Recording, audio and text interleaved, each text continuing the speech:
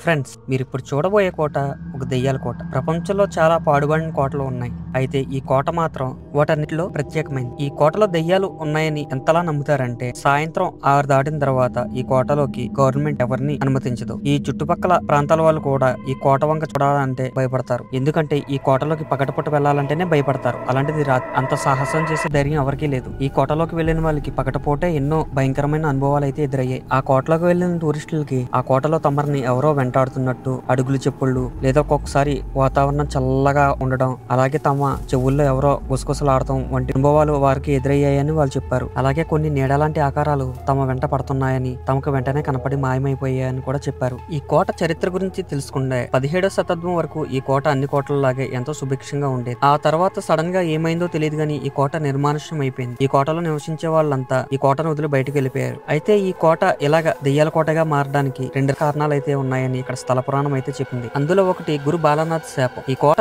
నిర్మించే ముందు గురు బాలానాథ్ అనే సన్యాసి ఆశ్రమం అయితే ఈ కొండ మీద ఉండేది. రాజు ఈ కోటని నిర్మించాలనుకునేటప్పుడు ఆ గురు బాలానాథ్ స్వామి దగ్గర అనుమతి అయితే తీసుకోవాలనుకున్నాడు. అయితే గురు బాలానాథ్ స్వామి ఈ కోట కట్టుకోవడానికి అయితే అనుమతి ఇచ్చాడు, కానీ ఒక షరత్ అయితే పెట్టాడు. ఆ షరత్ ఏంటంటే ఆ కోట ఎలాగైనా కట్టుకో, కానీ ఆ కోట నీడ మొత్తం తన ఆశ్రమం మీద పడకూడదని చెప్పి షరతు పెట్టాడు. రాజు ఆ షరతుకు అంగీకరించి అక్కడ కోటనైతే నిర్మించాడు. కాకపోతే తర్వాత వారసుడు వచ్చిన తర్వాత ఆ కోటని ఎత్తు పెంచాలని చెప్పి చూసి కొంచెం కోటనైతే పెంచాడు. దాంతో ఈ కోట నీడ స్వామి యొక్క ఆశ్రమం మీద అయితే పడింది. దానికి ఆగ్రహించిన గురుబాలనాథ్ స్వామి ఆ కోటనైతే శపించాడు. రెండవ కారణం ఏంటంటే మాంత్రికుడి శాపం. ఈ కోటలో రాణి రత్నావతి అనే యువరాణి ఉండేది. ఆమె చాలా అందాల రాశి. అయితే ఆమె అందానికి ముగ్ధుడైన ఒక మాంత్రికుడు ఆమెను ఎలాగైనా దక్కించుకోవాలనుకున్నాడు.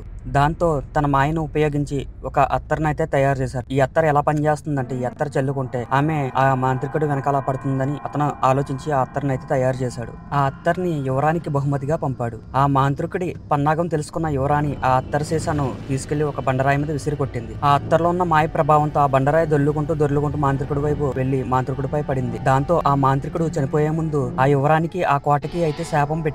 ఆ శాపం వల్ల తర్వాత కాలంలో పక్క రాజ్యాలు ఆ రాజ్యంపై దండెత్తి యువరాణిని ఆ రాజ్యంలో ప్రజల్ని చంపేయడం మొదలు పెట్టారు. దాంతో ఈ శాపాలను నమ్మిన ప్రజలు ఆ కోటనైతే ఖాళీ చేసి వెళ్లిపోయారు. అప్పటి నుంచి ఆ చనిపోయిన ప్రజలు ఆ యువరాణి యొక్క ఆత్మ ఆ కోటలోనే తిరుగుతుందని అక్కడ ఉన్న ప్రజలు బలంగా నమ్ముతారు. నమ్మడమే కాకుండా చాలా మంది వాటిని చూసామని కూడా చెప్తారు. ఫ్రెండ్స్, మరిన్ని ఇలాంటి వీడియోల కోసం నా ఛానల్ అయితే సబ్స్క్రైబ్ చేసుకోండి.